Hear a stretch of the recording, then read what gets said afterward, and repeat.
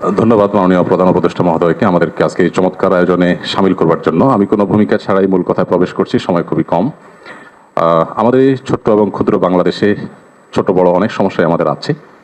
আমাদের এখানে গ্রাম থেকে শহরে ভাই ভাইয়ে যে কলহ হয়, কোন্দল হয়, সেটা পৃথিবীর অনেক দেশে কিন্তু হয় না। এই বাস্তবতাকে আমরা মনে হয় কেউই অস্বীকার করতে পারবো না। আমাদের এখানে যে রাজনৈতিক কোন্দল হয়ে আসছে 50 বছর ধরে, পৃথিবীর অনেক দেশেই কিন্তু সেটি হয় না।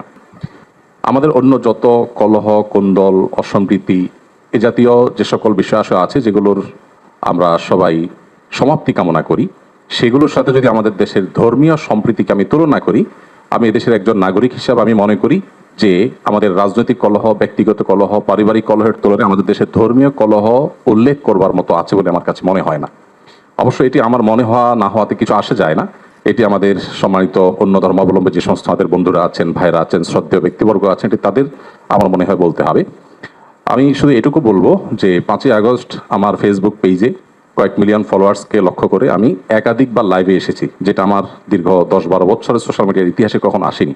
প্রত্যেকটি লাইভে আমি চেষ্টা করেছি এদেশের সর্বশ্রেণীর সাধারণ মুসলমান সহ অন্যান্য ধর্মাবলম্বীদেরকে শান্ত রাখবার আহ্বান করার জন্য। চট্টগ্রামে যখন আইনজীবী আলিফ হত্যাকাণ্ড ঘটলো, সাথে সাথে আমি আমার দায়িত্ব থেকে নিজে এবং অন্যান্য আলেম ওলামাদের সাথে কথা বলেছি। আমি যতটুকু জানি এখানে অনেক সিনিয়র ব্যক্তিবর্গ আছেন, ওলামা ইকরাম আছেন। এদেশে ওলামা ইকরাম সবসময় সম্প্রীতি এবং শান্তি বজায় রাখার জন্য তারা কাজ করে চলেছেন। এবং আমার জানা মতে ওলামা ইকরাম রিনাউন্ড কোনো আলেম কখনো অন্য ধর্মাবলম্বীদের কোনো প্রকার শান্তি বিঘ্ন সৃষ্টি করার মতো কোনো কাজ, কোনো আহ্বান, কোনো উদ্যোগ তারা কখনো নিয়েছেন বলে আমার জানা নেই। পৃথিবীর অনেক দেশে যারা আমাদেরকে সকাল বিকাল নসিহত করেন, আমি তাদের প্রতি শ্রদ্ধা রেখে বলছি, সেখানে যেরকম আমরা দেখি দলে দলে মানুষ গিয়ে বিভিন্ন ধর্মাবলম্বীদের উপাসনালয়ে হামলা করে, আমাদের দেশে বিচ্ছিন্ন ঘটনা ঘটে না আমি তা বলবো না, তবে রিনাউন্ড ওলামা ইকরাম অত্যন্ত দায়িত্বশীল এবং দায়িত্বশীলতার পরিচয় তারা দিয়ে থাকেন। আমার মনে হয় এই জিনিসটা আমাদের অব্যাহত গতিতে এগিয়ে নিয়ে যেতে হবে। আমি আমাদের অন্য ধর্মাবলম্বী যে বন্ধুরা আছেন, ভাইয়েরা আছেন, তাদেরকে বলবো প্রপাগান্ডে আমরা যেন কোনোভাবে কান না দেই। আপনারা যদি কখনো সমস্যা বোধ করেন, আমি ব্যক্তিগতভাবে বলতে পারি আমার কথা।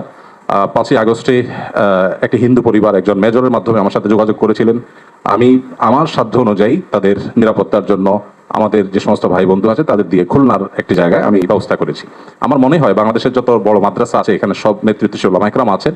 আপনারা যদি কখনো কোনো মাদ্রাসায় গিয়ে বলেন যে আমাদের নিরাপত্তা বোধহয় আমরা ভয়ের মধ্যে আছি, নিরাপত্তাজনিত শঙ্কায় আছি, আমার মনে হয় আমাদের আইনশৃঙ্খলা রক্ষাকারী বাহিনী যেরকম আপনাদের পাশে দাঁড়াবে, ওলামা একরাম তাতে ন্যূনতম কার্পণ্য করবেন না। যেভাবে পুজোর সময় মাদ্রাসার ছেলেরা মন্দিরগুলোকে পাহারা দিয়েছে, আমার মনে হয় পৃথিবীতে এটা বিরল একটা দৃষ্টান্ত এবং এটি কিন্তু আমাদেরকে আশা জাগায়। আমি আশা করব যে আমরা কোনো প্রপাগান্ডায় পা দেব না এবং আমরা মিলেমিশে আমাদের প্রিয় স্বদেশকে গড়ে তুলব।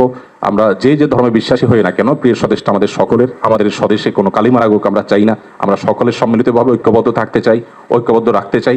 আমরা যদি সবাই ঐক্যবদ্ধ থাকি তাহলে আমাদের দেশটি ভালো থাকবে, আমরা ভালো থাকবো। আমি আশা করছি আমাদের ঐক্যে কেউ চির ধরাতে পারবেন এবং এক্ষেত্রে আমাদের সীসাডালা প্রাচীরের মতো চলতে হবে। আমাদের কোনো সমস্যার জায়গা থাকলে অবশ্যই আপনারা বলবেন, আমরা সেই জায়গাটাকে সংশোধন করব। কিন্তু আমরা আমাদের প্রিয় স্বদেশকে সমৃদ্ধ দেখতে চাই, মাথা উঁচু করে দাঁড়াতে পারে সেরকম দেখতে চাই। আমাদের তরুণরা আমাদেরকে যে নতুন বাংলাদেশ এনে দিয়েছেন, স্যারের নেতৃত্বে যে নতুন বাংলাদেশ এগিয়ে যাচ্ছে, এই অগ্রযাত্রাকে কোনো শক্তি যেন থামাতে না পারে। আমার মনে হয় ধর্ম বর্ণ নির্বিশেষে আমাদের প্রত্যেকেরই ঐক্যবদ্ধ থাকার, ঐক্যের শপথ নেওয়ার সময় এখন সবচেয়ে গুরুত্বপূর্ণ। সে বিষয়টি আমি সবার নজরে এনে আমি আমার বক্তব্য শেষ করছি। ধন্যবাদ সবাই। আসসালামু আলাইকুম।